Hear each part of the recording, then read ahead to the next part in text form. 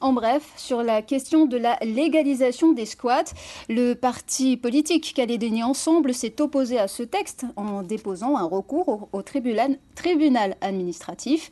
Aujourd'hui, le tribunal a décidé de soumettre cette question au Conseil d'État.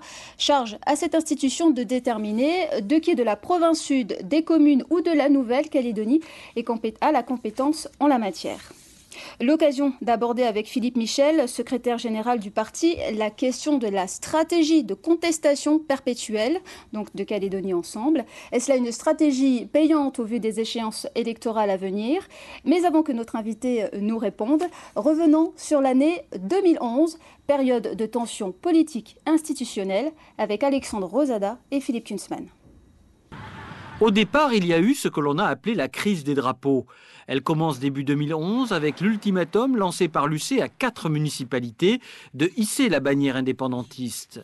Restés sourds à cet appel, les 3 membres de l'UCFLNKS démissionnent du gouvernement Gomez le 17 février 2011. Cela provoque sa chute. S'ensuit un nouvel exécutif présidé par Harold Martin, mais Calédonie Ensemble utilise la procédure de la démission en bloc de ses membres pour faire systématiquement chuter le nouveau gouvernement. Cela se produit le 3 mars 2011 pour Martin 1, puis le 17 mars pour Martin 2, encore le 31 mars pour le gouvernement Martin 3, jusqu'au nouvel exécutif actuel, élu le 10 juin 2011. On ne savait pas très bien comment ça allait tourner, ça pouvait éventuellement aller dans la rue aussi. Il y avait l'affaire des drapeaux, du drapeau, qui sous-tendait tout ça. Donc c'était une période tendue. Des tensions et des démissions à répétition de Calédonie Ensemble qui visaient d'une part à empêcher le fonctionnement normal des institutions pour provoquer à terme de nouvelles élections. Mais la stratégie est condamnée par le Conseil d'État dans un arrêt du 8 avril qui la qualifie de manœuvre électorale et cela oblige donc à trouver une solution durable pour prévenir de tels détournements de procédure. Ainsi, le 25 juillet 2011, l'article 121 de la loi organique est révisé. La faille, entre guillemets ou pas, que cette crise a révélée dans la loi organique a été comblée par la loi organique spécialement faite pour ça, une petite loi organique, mais très importante, du 25 juillet. Et maintenant, il ne peut pas y avoir ce genre de crise avant que 18 mois se soient écoulés. Aujourd'hui, les institutions peuvent fonctionner. Le risque d'extrême instabilité est limité, mais pas exclu. Calédonie Ensemble peut aussi continuer à gêner l'exécutif par des moyens juridiques, notamment en refusant de signer les actes du gouvernement. Philippe Michel, bonsoir. Bonsoir. Alors, on l'a vu dans ce reportage et ça continue encore aujourd'hui. Calédonie Ensemble s'est opposée dernièrement à la TGA. Être en perpétuelle opposition, n'est-ce pas une stratégie dangereuse qui peut vous coûter cher ? Il ne s'agit pas pour nous d'être en perpétuelle opposition. Il s'agit pour nous de tenir nos engagements. En 2009, Calédonie Ensemble a recueilli 16 000 voix de la part des Calédoniens parce qu'on a pris vis-à-vis des Calédoniens des engagements extrêmement clairs. Aujourd'hui, où sont ces avez-vous des propositions? Dans ces engagements, Nadine, il n'y avait pas de drapeau du FLNKS comme drapeau du pays, il n'y avait pas de coalition avec les indépendantistes, il n'y avait pas non plus sur les dossiers techniques de TGA qui va augmenter le coût de la vie, de légalisation des squats ou de minimum vieillesse qui laisse sur le bord de la route 3000 personnes. Donc pour nous, l'important, l'essentiel, c'est de tenir nos engagements plutôt que de nous accrocher à nos postes. Voilà. Donc on a choisi nos engagements, on a perdu nos postes, d'autres ont fait d'autres choix et les électeurs trancheront. Est-ce que cette stratégie, donc cette position que vous adoptez ne va-t-elle pas lasser les Calédoniens et une partie de votre électorat ? Écoutez, bon, d'abord il est clair que c'est les Calédoniens qui trancheront, évidemment à l'occasion des prochaines élections, mais je le répète, les sujets d'opposition que nous avons aujourd'hui avec la coalition sont des sujets majeurs. L'alliance avec des indépendantistes, le fait que le drapeau du FNKS ait été imposé, la gestion des dossiers comme le minimum vieillesse, la vie chère ou la réforme de la fiscalité sont des sujets majeurs pour l'avenir. Et pour nous, ça justifie amplement notre opposition à ces sujets parce que nous n'accepterons pas la moindre compromission avec les engagements qu'on a pris vis-à-vis des Calédoniens.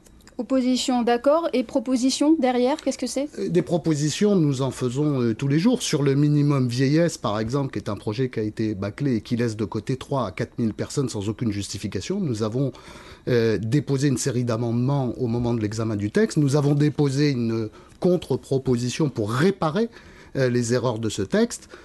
Sur la vie chère, nous avons fait toute une série de propositions. Enfin, des propositions, nous en faisons chaque jour. Mais pour autant, nous ne nous tairons pas et nous n'accepterons pas de compromission avec les engagements qu'on a pris. Abordons maintenant les questions des échéances électorales. Avec la présidentielle tout d'abord, Gaël Yano et Pascal Vittori de l'Avenir Ensemble, Gaël Yano du Rassemblement UMP, reprochent à Calédonie Ensemble de ne pas se positionner en faveur d'un candidat ou d'un autre. Une attitude qui est jugée dangereuse selon Pascal Vittori. Est-ce que là encore c'est une position d'opposition pour se différencier du Rassemblement UMP ou d'Avenir Ensemble? Non, c'est une position qui est justifiée par 3 éléments. Le premier, c'est que nous sommes d'abord et avant tout un parti calédonien au service des Calédoniens. Et que si nous nous lions à un candidat à la présidentielle ou à un parti politique national, eh bien nous perdrons obligatoirement une partie de notre liberté de ton et notre marge de manœuvre pour défendre les intérêts des Calédoniens et du pays.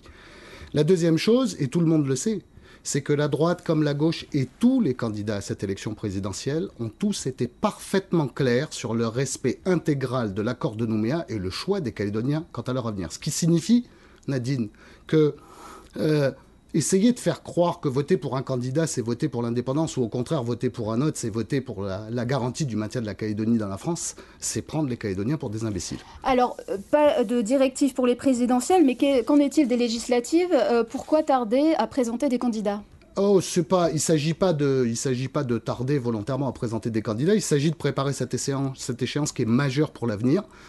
Tout simplement parce que pour la première fois depuis les élections provinciales de 2009, les Calédoniens vont retrouver le droit à la parole et qui vont pouvoir dire si oui ou non ils sont d'accord avec les nouvelles orientations politiques, les nouvelles alliances politiques, et surtout avec le projet d'indépendance association qui est actuellement en discussion entre leur rassemblement. Et ils devraient voter pour qui alors? Qui sont vos candidats? C'est très simple, les choses sont très simples. Ou bien les Calédoniens dans leur majorité considèrent que les alliances politiques nouvelles et le projet d'indépendance association sont une bonne chose pour le pays. Et à ce moment-là, il faut voter pour des candidats de la coalition. Ou bien ils ne sont pas d'accord. Ce soir? Ou bien ils ne sont pas d'accord avec ça et à ce moment-là, il faut voter pour Calédonie Ensemble. Mais ce qu'il y a de sûr, c'est que l'histoire du pays s'écrira en fonction du résultat de ces élections législatives, parce que si la coalition gagne ces élections, alors elle aura carte blanche pour négocier notre avenir. C'est ce message-là que nous voulons faire passer aux Calédoniens, en leur rappelant que c'est bien plus important que l'élection de 2 députés à l'Assemblée nationale. Donc on aura compris, on n'aura pas les noms des prochains candidats